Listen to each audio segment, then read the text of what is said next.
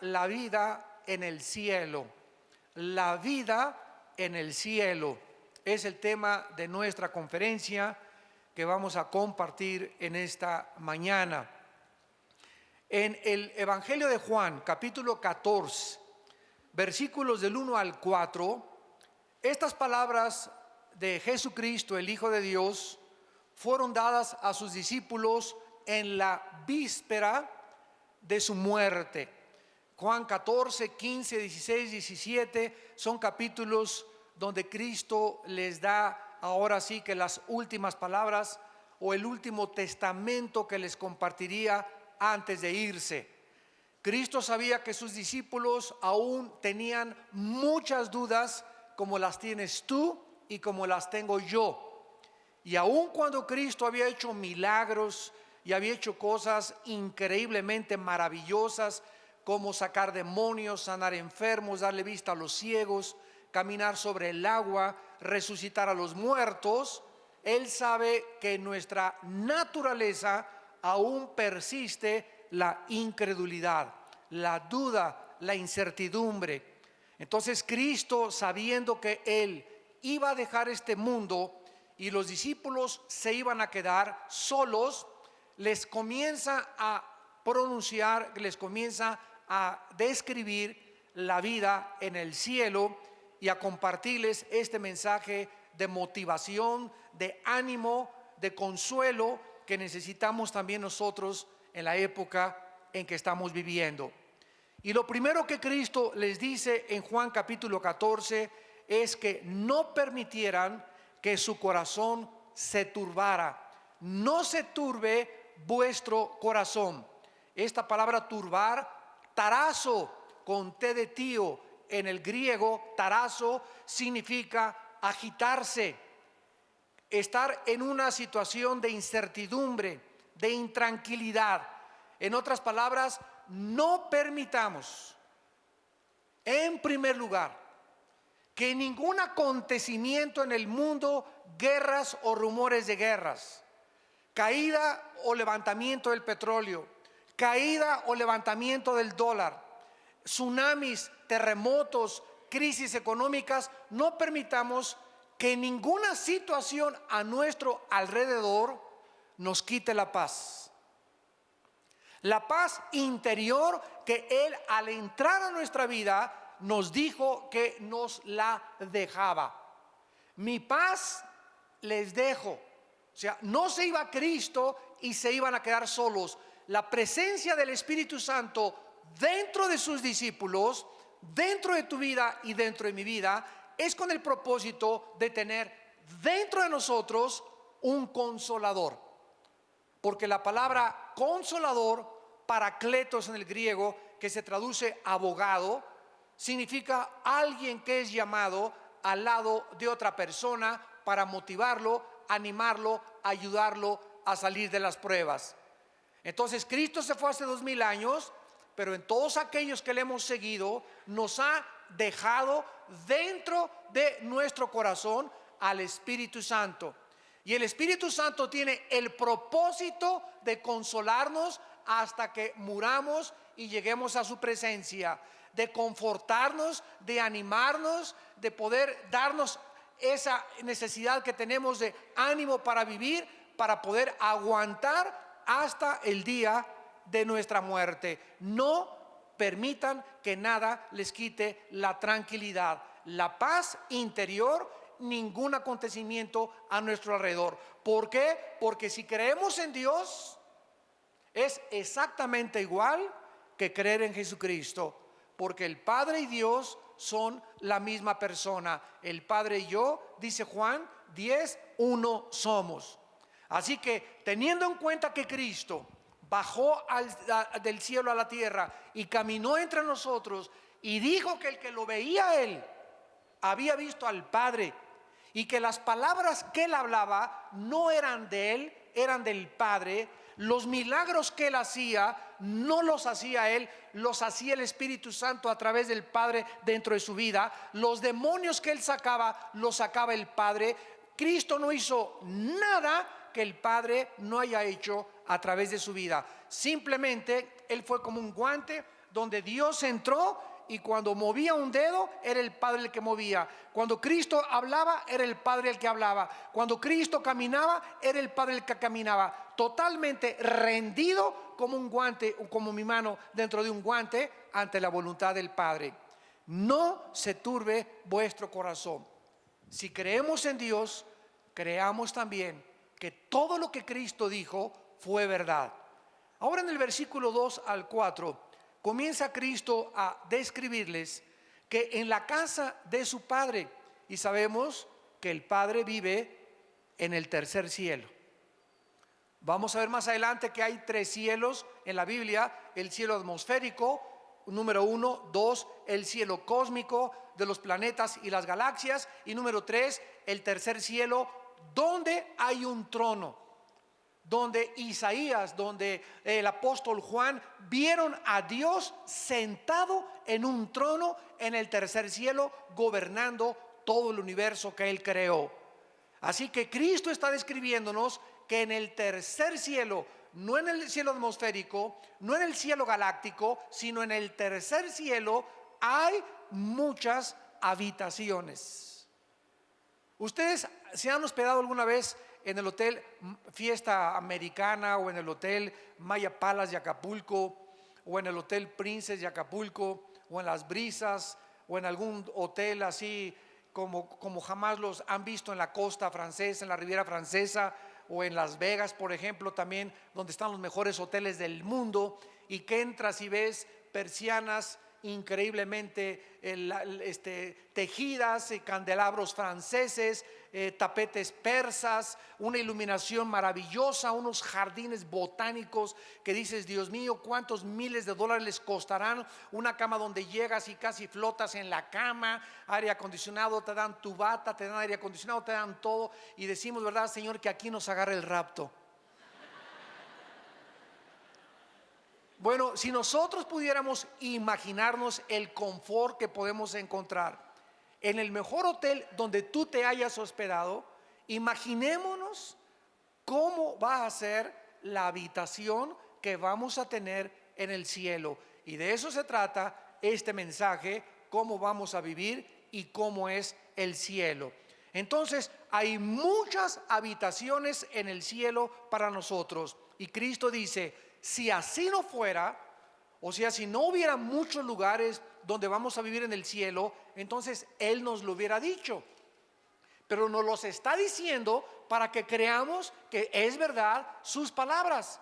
Entonces Cristo les dice a los discípulos que Él iba a dejar este planeta con el propósito simplemente de prepararnos nuestra habitación.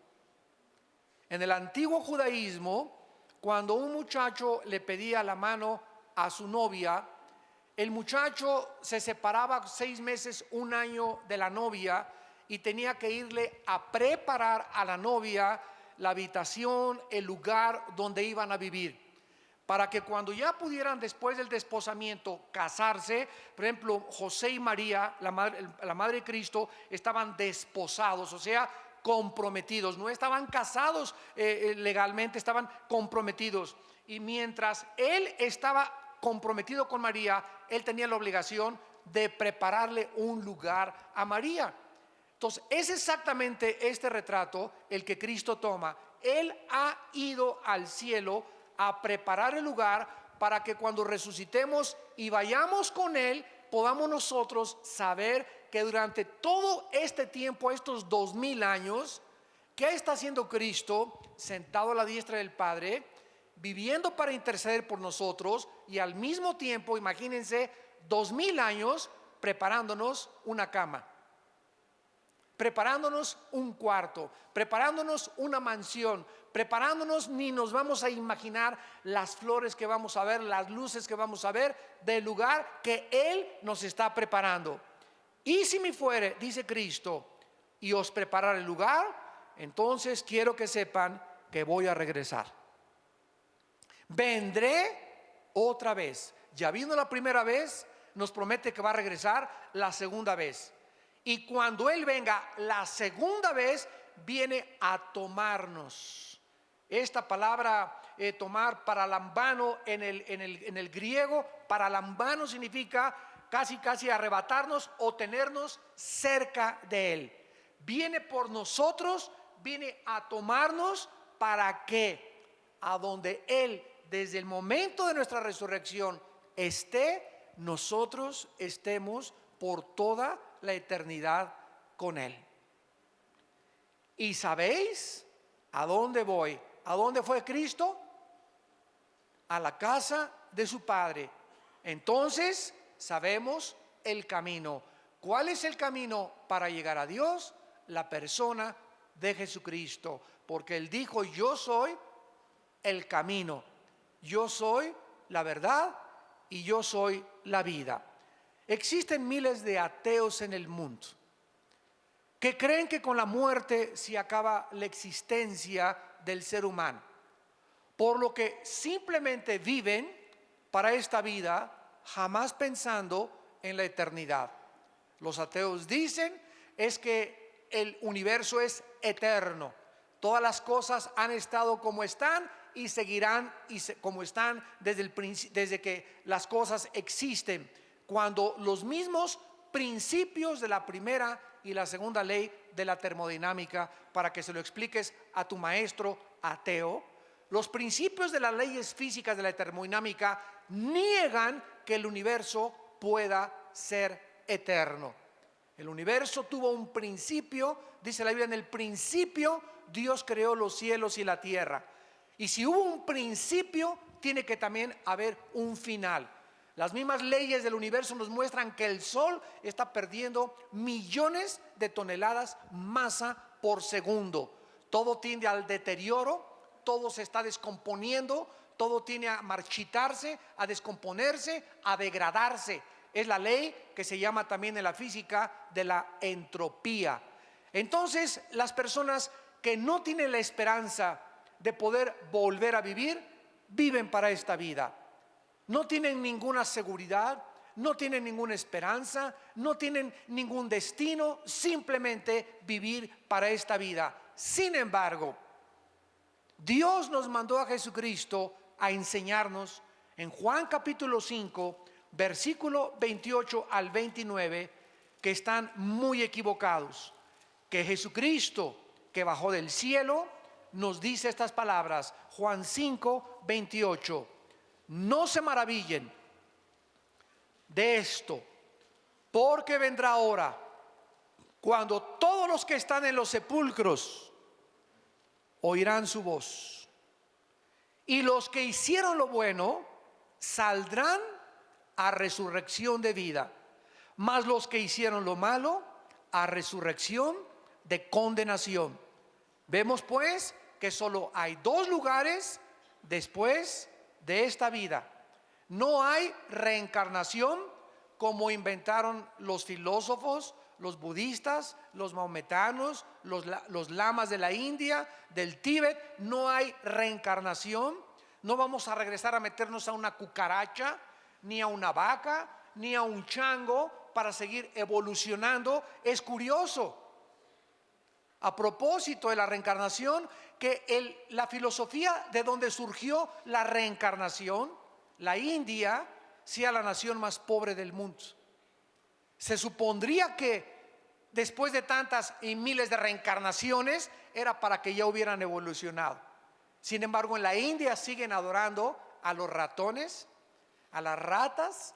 La gente come en la India junto a los ratones y los deja que coman su comida porque son sagrados. Las vacas son sagradas, y así es el retraso cultural y el paganismo de alguien que inventó y que surgió de esa área geográfica de que existe la reencarnación. Y los tontos en el occidente se lo creyeron. No hay transmigración de las almas, no existe el limbo, un lugar que inventa una religión, que si tú no bautizas a tu niño chiquito se va al limbo de donde lo sacaron. No, ni siquiera está en la Biblia del Mormón, ni en la Biblia de los Testigos de Jehová, ni en la Biblia católica. Es un invento que se sacaron de la manga.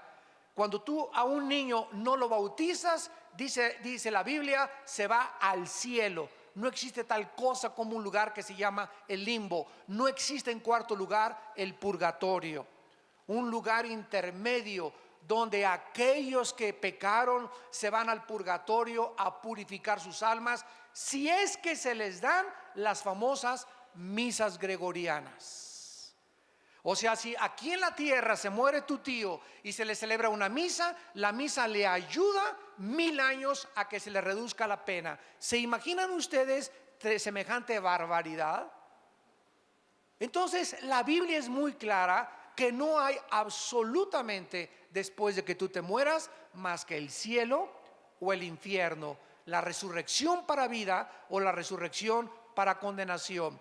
Siendo así, la pregunta más importante que tú tienes que contestar en esta tarde es: ¿sabes tú dónde pasarás la eternidad? ¿Sabes tú que saliendo ahora de este lugar puedes caer muerto, un embolio, un ataque al corazón?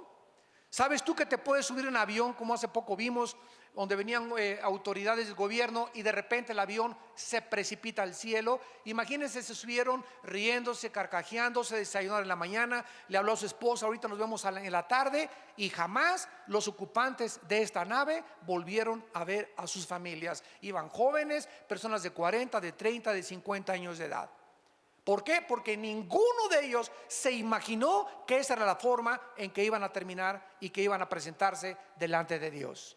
Los niños se mueren, los adultos se mueren, los jóvenes se mueren, los viejitos se mueren. ¿Sabes tú que en el día de tu muerte no hay otra esperanza? ¿No hay otra oportunidad?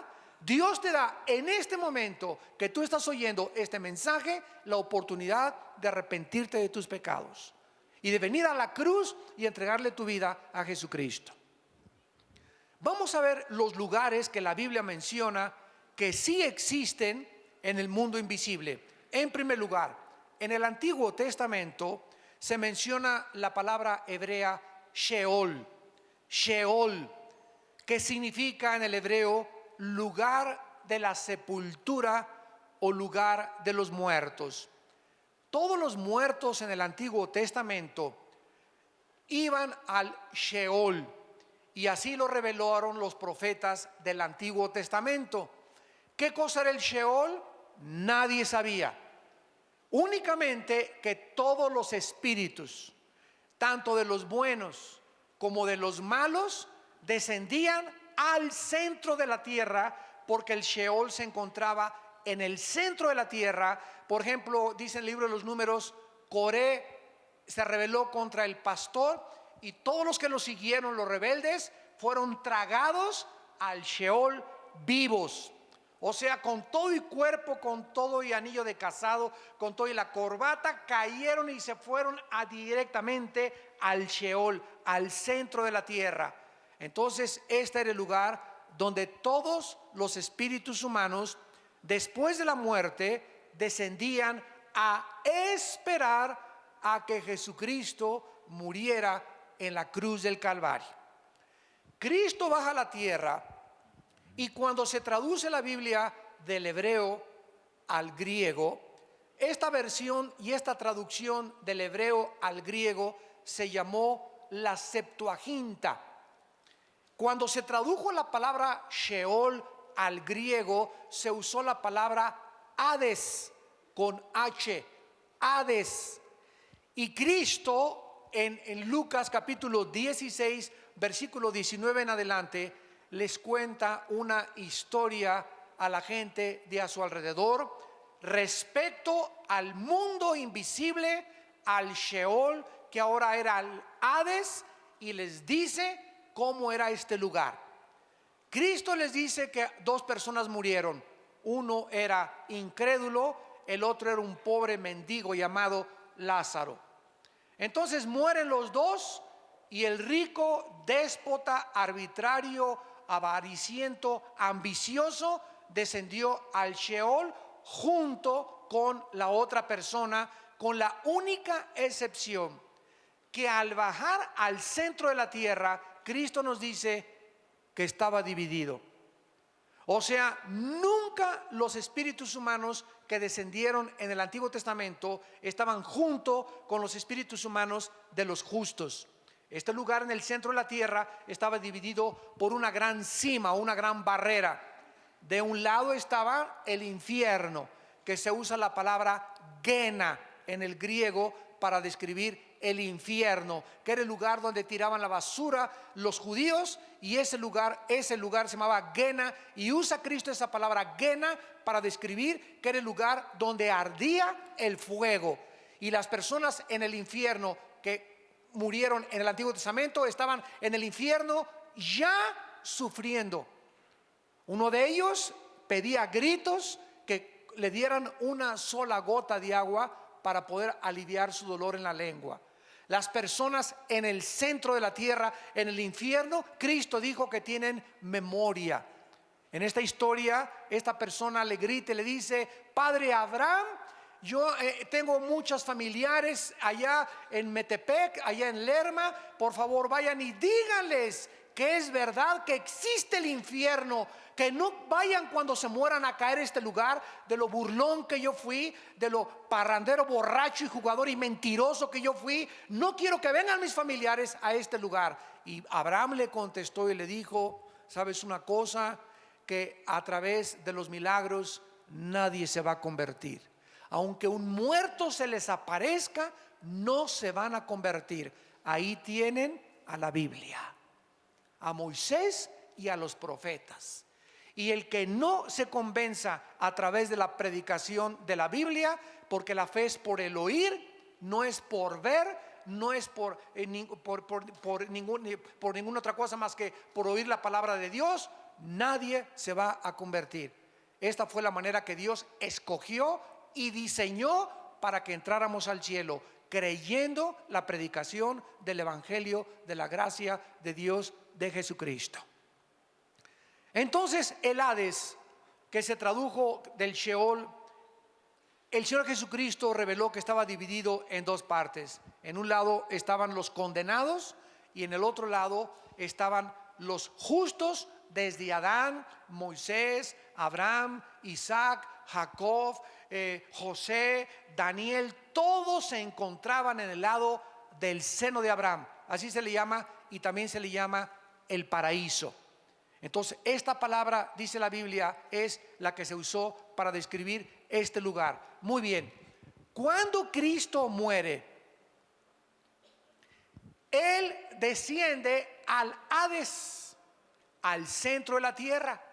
Su cuerpo de Cristo se queda en la tumba. Ahí se quedó su cuerpo de Cristo, porque su cuerpo no había sido aún glorificado, y bajó en espíritu al centro de la tierra. Su espíritu se salió de su cuerpo y bajó al centro de la tierra, al Hades, y ahí fue a anunciar, fue a proclamar su victoria sobre el pecado, la muerte y Satanás. 3 días estuvo Cristo en el Hades, y a los 3 días Cristo, a todos los que se encontraban en el lado del seno de Abraham, en el lado del paraíso, a todos los justos, los tomó Cristo, y cuando resucitó Cristo se los llevó con Él hasta el tercer cielo. Efesios capítulo 4. Subiendo a lo alto, se llevó cautiva a la cautividad, y se presentó en el tercer cielo ante su Padre con todos estos millones de justos que habían creído el Evangelio en el Antiguo Testamento a través de la fe y de la gracia de Dios, y ahora se quedaron allá en el cielo. Y de Cristo a nuestros días, desde la resurrección de Cristo hace 2000 años hasta nuestros días, todos los espíritus humanos que se mueren sin Cristo siguen descendiendo al centro de la tierra, al Sheol, al Hades. Ahí sigue estando, aquí en el centro de la tierra, el infierno. Hace algún tiempo yo había escuchado que habían sacado unas grabaciones de unos geólogos que habían metido unas sondas y habían tratado de entrar lo más que se pudiera al centro de la tierra, y escucharon gritos como de encadenados, gritos de desesperación.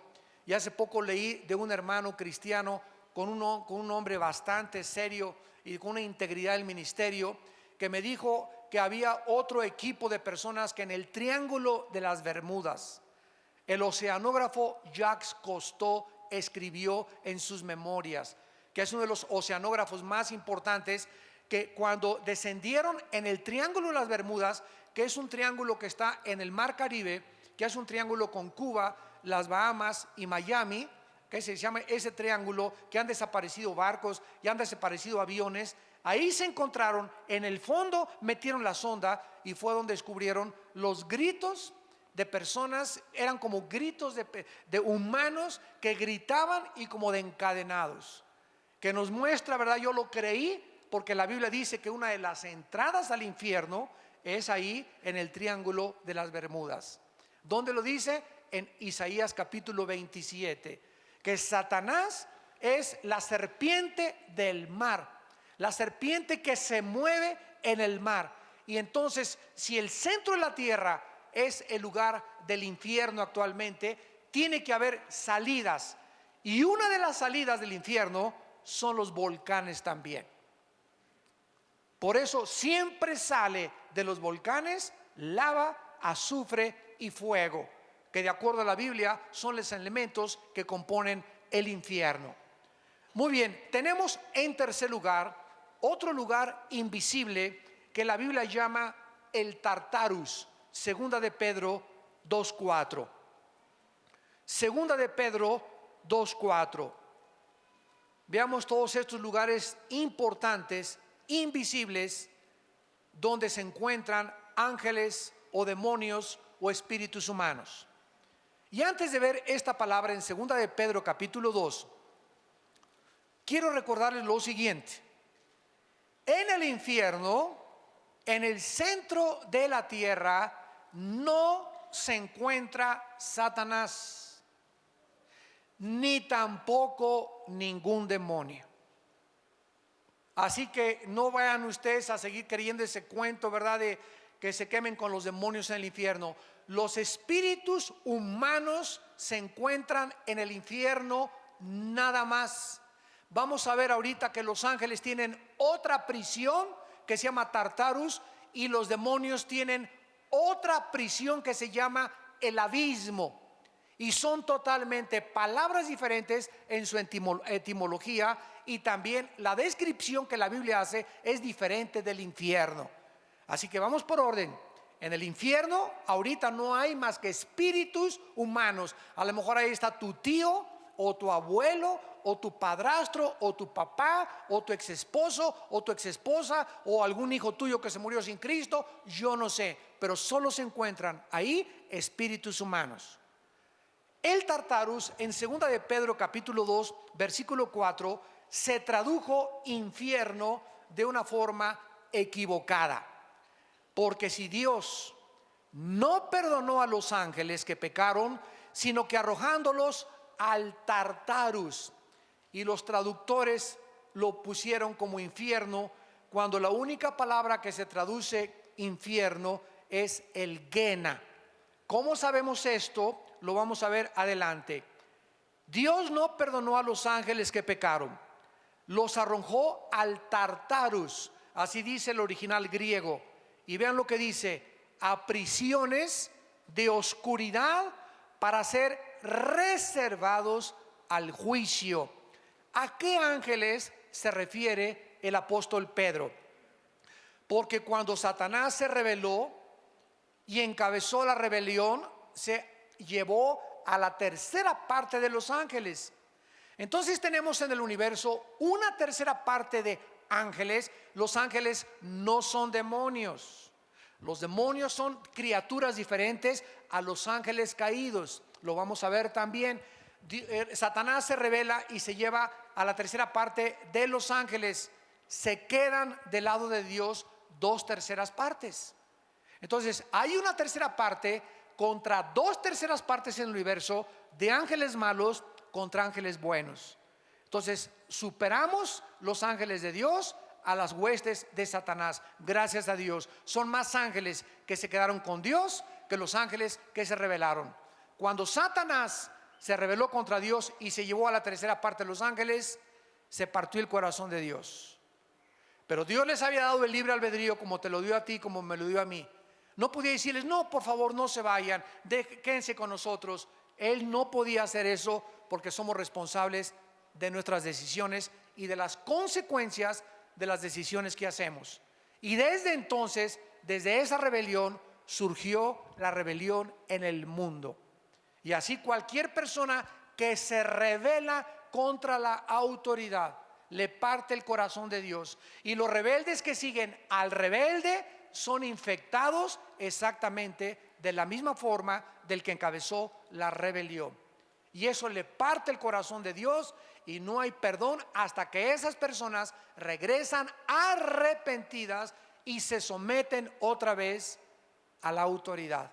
Mientras no haya este arrepentimiento y este regreso a la sumisión a la autoridad, no puede haber perdón, porque el que encubre sus pecados no prosperará, mas el que los confiesa y se aparta y deja el camino de la rebelión alcanzará la misericordia.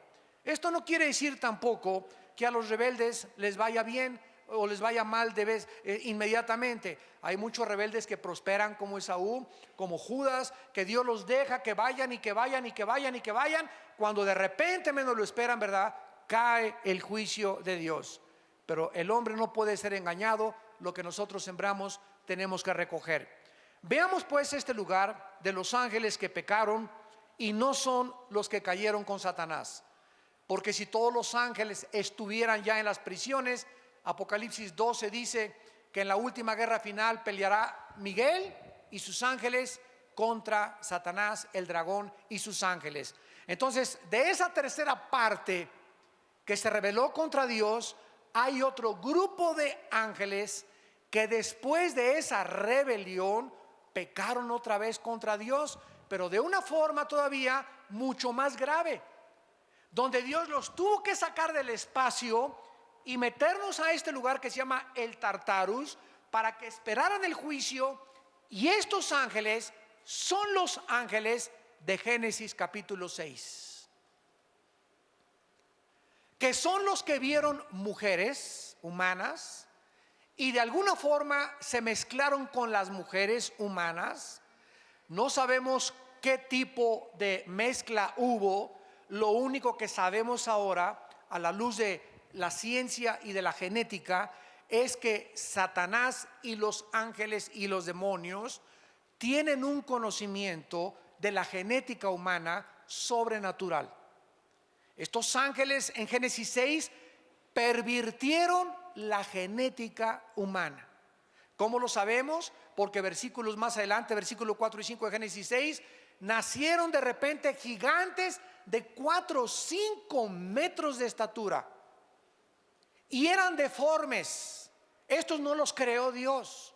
Hubo una deformación genética donde estos gigantes medían 4 o 5 metros y tenían 12 dedos en las manos y tenían 12 dedos en los pies, de acuerdo a 2 de Samuel capítulo 21. Y estos gigantes son los que se pusieron en la frontera cuando Dios iba a introducir a su pueblo a Canaán. Se pusieron en la frontera y espantaron a los israelitas para que no entraran a la tierra de Canaán. Y cuando mandó Moisés 2 espías para poder entrar a Canaán, regresaron los espías. Oye, Moisés, increíble, son gente que parecemos langostas comparados con ellos. En el hebreo se usa la palabra refaitas, que se tradujo gigantes porque venían de Rafá, otra de las tribus que poblaron Canaán. Casi todo Canaán eran gigantes.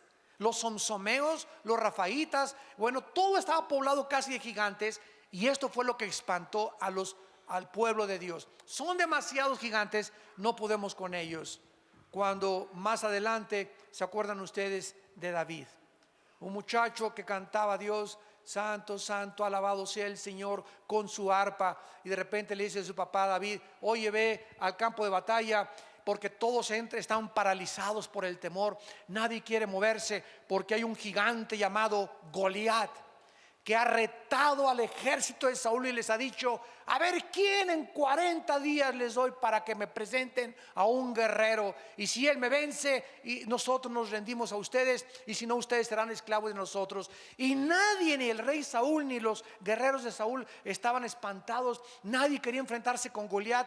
Y cuando David entra al campamento y oye al gigante retando al pueblo de Dios, gritando, insultando al pueblo de Dios, blasfemando al pueblo de Dios y al Dios de los ejércitos, le da la comida a sus hermanos y se presenta con Saúl y le dice: Saúl, déjame ir a pelear contra ese incircunciso filisteo, hijo de María Bonita, que vas a ver lo que le va a pasar. Sí, cómo no, David, bueno, ya ahorita recurrimos a ti como última esperanza, pero ponte tu armadura. No, qué armadura ni qué nada. Yo no necesito ninguna cosa humana. Este pleito es espiritual. Este pleito no es de lanza contra nada. Señor, tú en el pasado los osos querían a tus ovejitas morderlas, y yo agarré la onda y maté al oso y maté al león. A esta onda que la sé mejor manejar que la espada y que la lanza, va a ser contra ese incircunciso. Yo voy a él en el nombre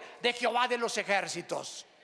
Y David se enfrenta a Goliat y le clava la piedra exactamente en el lugar vulnerable que tenía y que no lo tenía protegido. Desde entonces todos los cascos militares los hicieron así,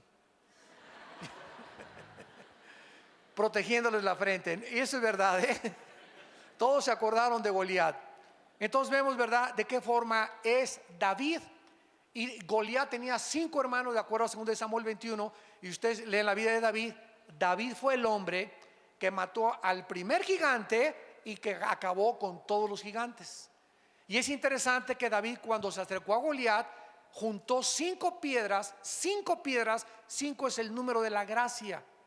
En otras palabras, cuando David se enfrentó a gigante, dijo esto cuando metió las 5 piedras: si me salen los 4 hermanitos, a los 4 me los echo también. Fue profética la batalla entre Goliat y David. Los gigantes habitaron durante 1000 años, de acuerdo a la Biblia. 1000 años poblaron el planeta Tierra los gigantes. ¿Quién cargó las pirámides de Egipto? Que pesan 2,5, 6 y 8 toneladas cada una. ¿Quién pudo haber puesto las pirámides que están orientadas a los signos del zodíaco en el cielo? Tanto las pirámides de Egipto como las pirámides de Teotihuacán y las de los mayas están orientadas, y cuando sale el sol tienen el equinoccio perfecto de acuerdo a la astronomía. ¿Quién les reveló? Escuchen esto: no existe ningún historiador, ningún paleontólogo, arqueólogo que nos pueda decir quién construyó las pirámides, ni la edad de Keops, Kefren y Miserino, las principales pirámides de Gizá. ¿Por qué? Porque no se sabe quién las construyó ni cómo las construyeron. Las personas que las hayan construido, cómo cargaron una piedra de 2,5 toneladas y la llevaron. Bueno, han hecho, ¿verdad?, experimentos con troncos poniendo las piedras. ¿De dónde las trajeron? ¿Cómo es posible que la piedra caliza que tiene las pirámides no se haya, es como un impermeabilizante increíble que le pusieron? Pero lo que más ha impresionado a los científicos, que permanece como uno de los misterios de la historia humana, es que ¿quién les reveló a los que construyeron las pirámides de Egipto? Escuchen, estamos hablando de hace más de 10,000 años. De hace más de 10,000 años. Pues no, que veníamos de los cavernarios. No, que el cavernario Galindo fue el primer cavernario.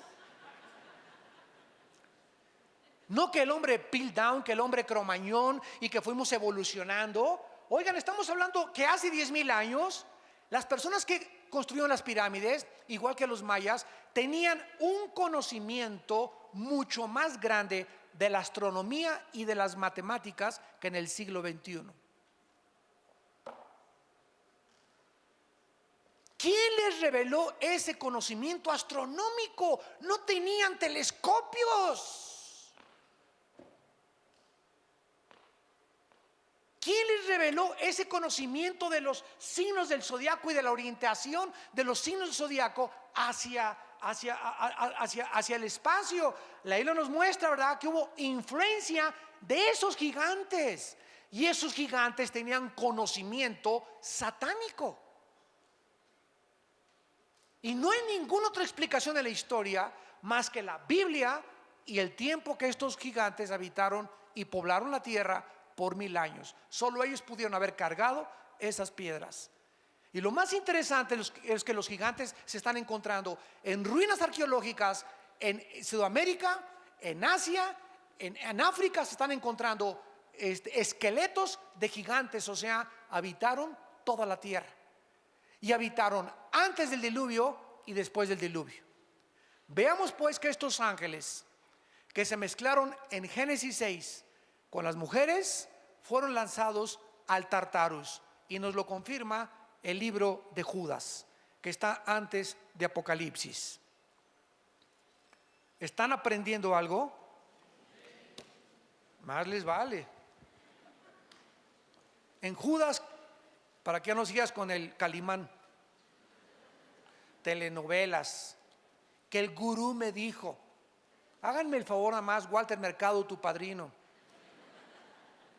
Tenemos la Biblia, la palabra profética más segura, a la cual haríamos bien estar atentos, que nos descubre todos los misterios de la historia y los misterios de la humanidad. Si creen en Dios, crean también en mí, dijo Cristo. Estas palabras son fieles y verdaderas. En Judas, versículo 6 y versículo 7, nos explica sin lugar a dudas qué pasó en Génesis 6 y quiénes son estos ángeles.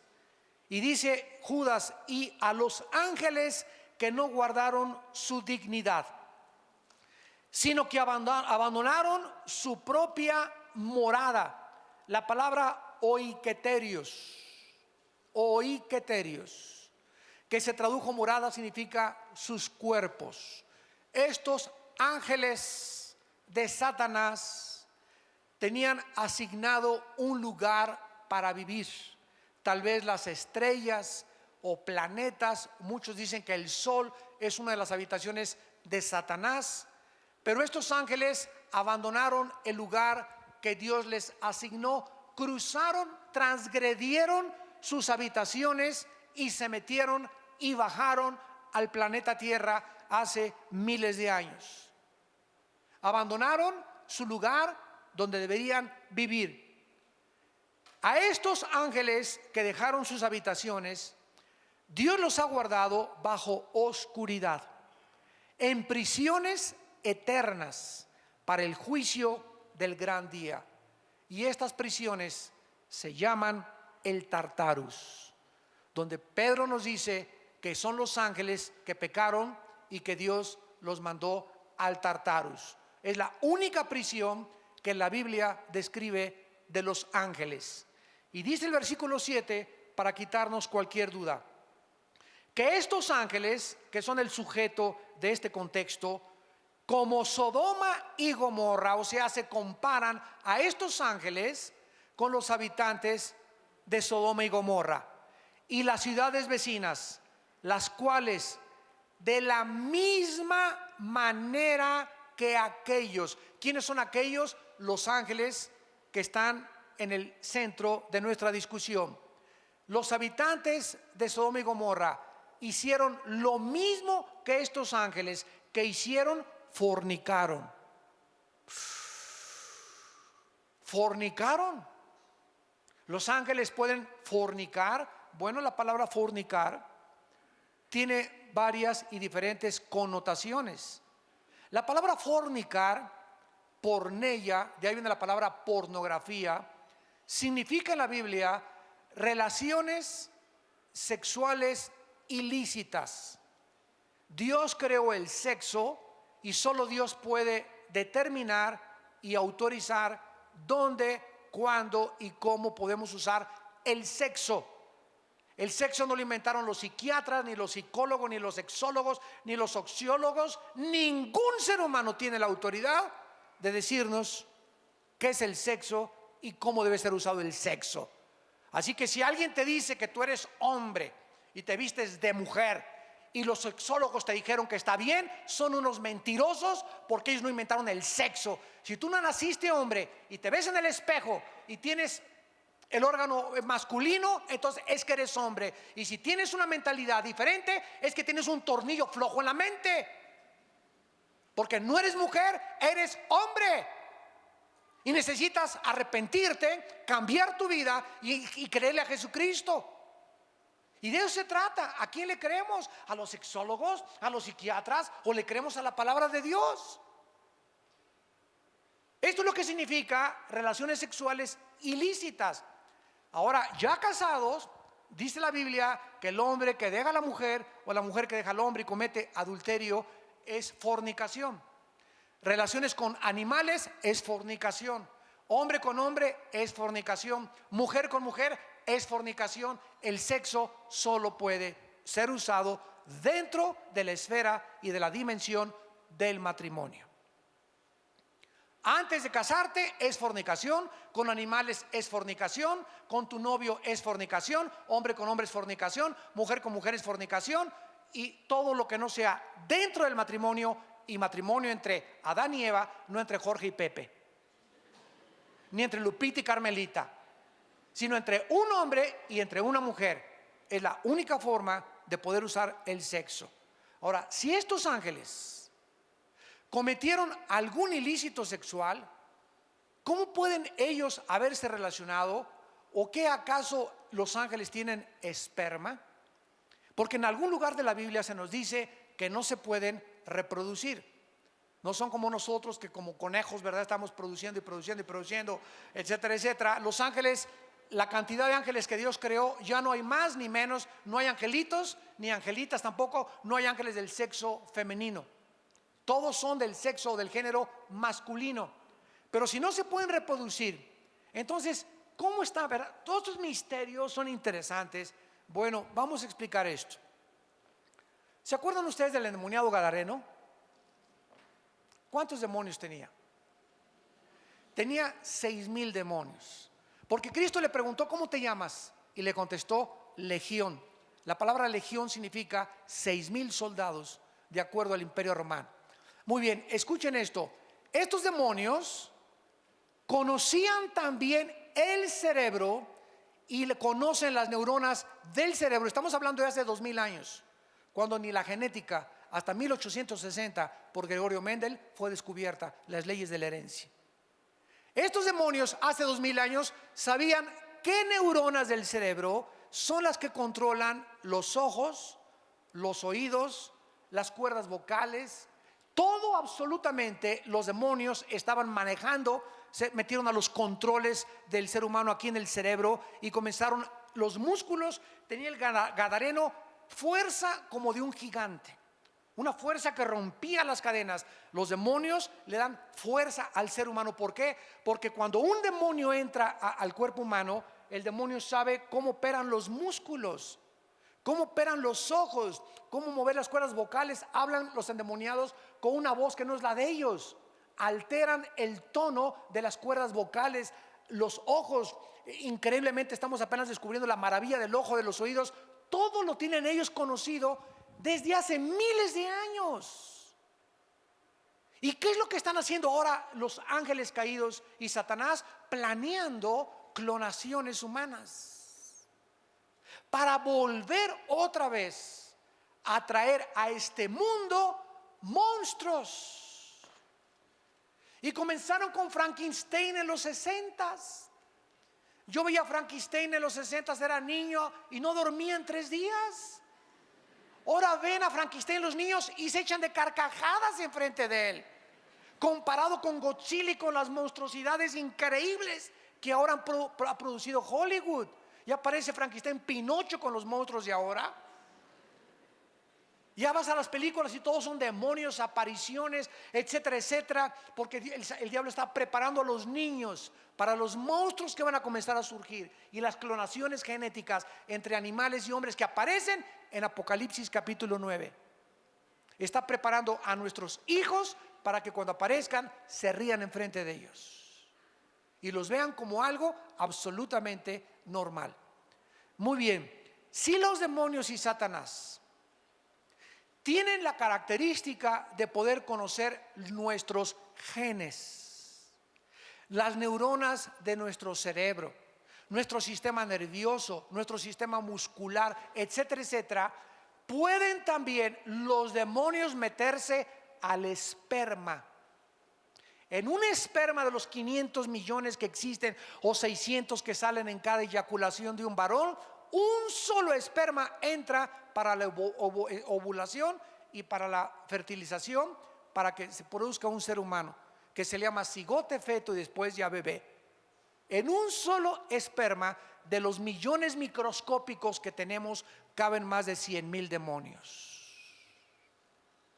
O por lo menos tienen la facultad de poder ir en ese esperma y alterar para que el niño que nazca con 2 cabezas, nazca con pie equinovaro, nazca con un defecto o dividido, un chivo con una cara de una cosa y cosa otra cosa, cualquier cosa que sea antinatura, que va en contra de la creación original, es de carácter demoníaco. Por eso, ¿verdad? Tomar drogas en el embarazo, alcohol en el embarazo, fumar en el embarazo, ya no significa que Dios lo haya hecho así. Somos responsables nosotros de la forma como nos cuidamos, o como se cuidaron las mujeres, o con quién te metiste, o el SIDA que te contagió esa persona, y ya Dios se hace a un lado y nos deja recibir lo que nosotros sembramos.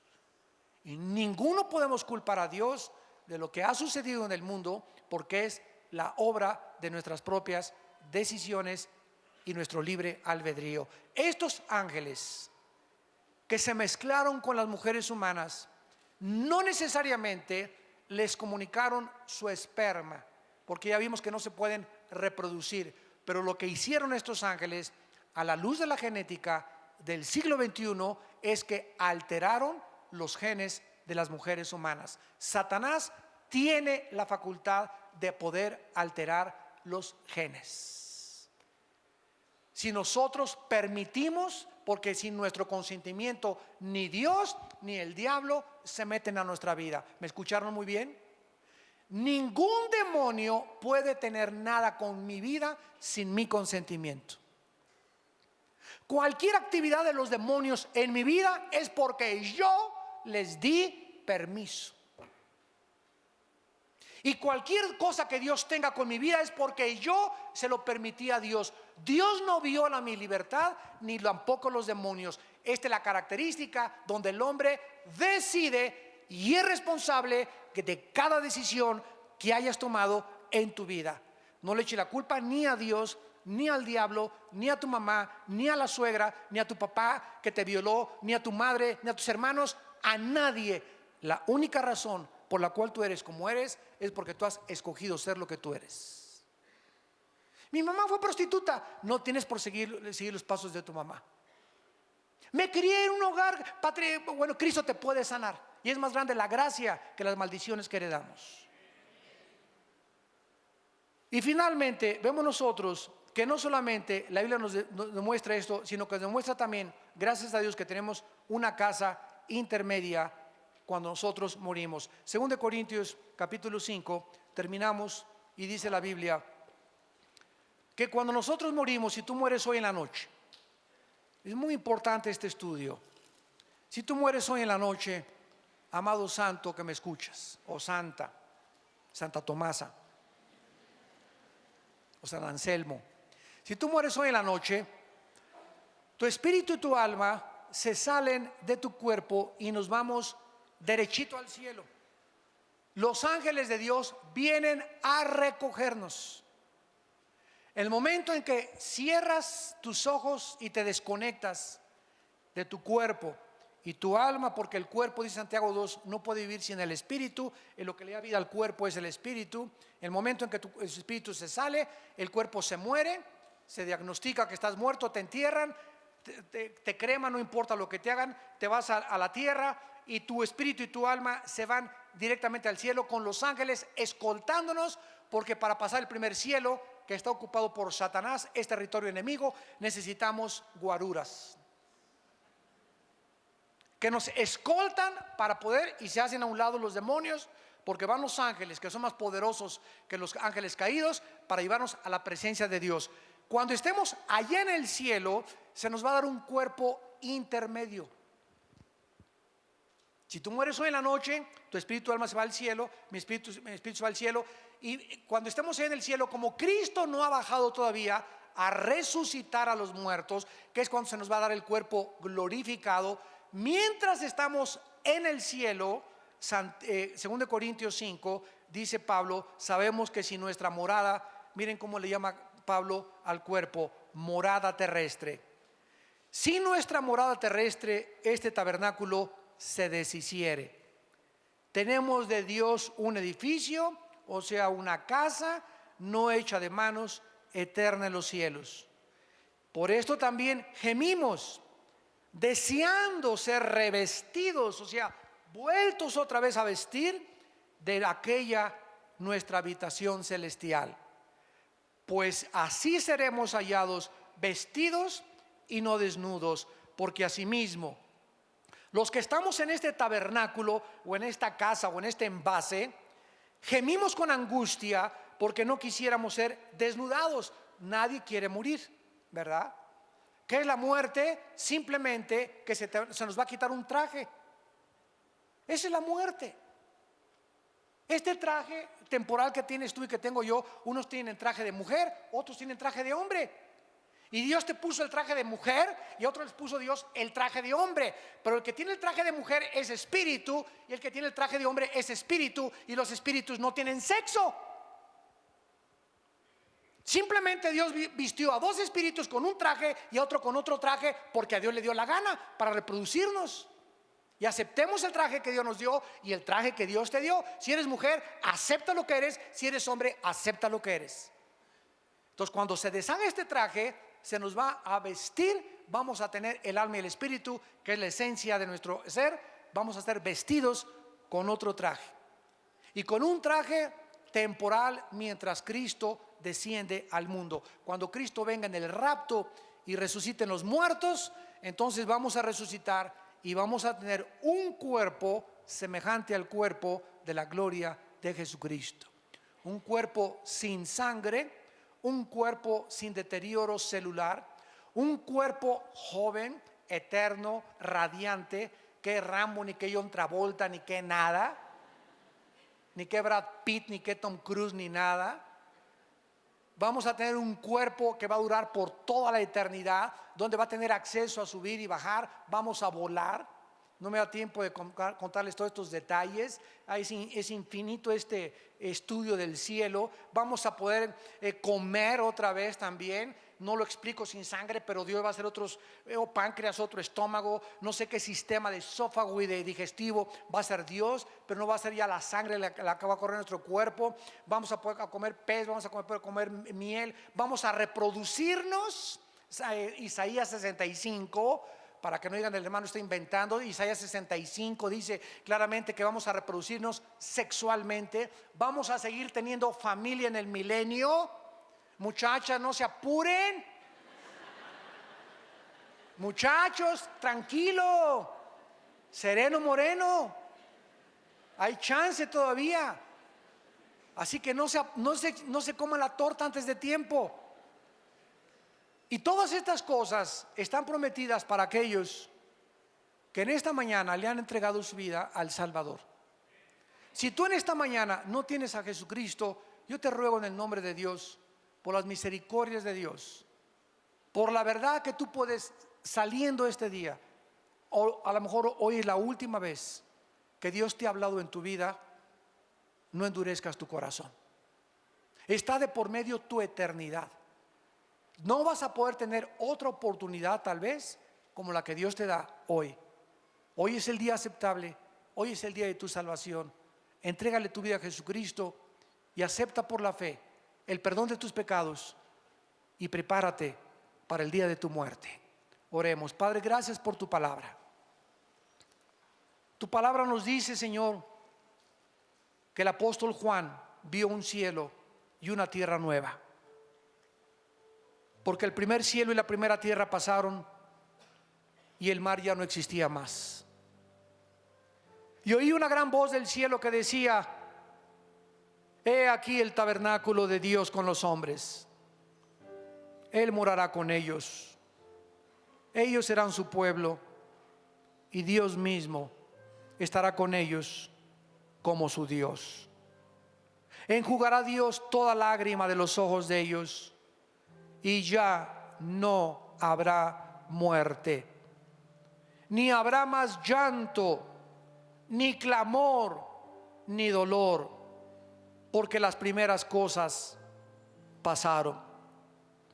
He aquí yo, dice el Señor, hago nuevas todas las cosas, porque estas palabras son fieles y verdaderas. Yo soy el primero y yo soy el último, el alfa y el omega, el principio y el fin.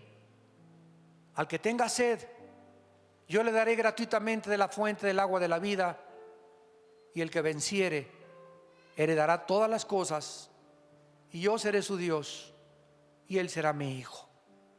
En esta mañana también ustedes que nos ven por la televisión, invita a Cristo a tu vida.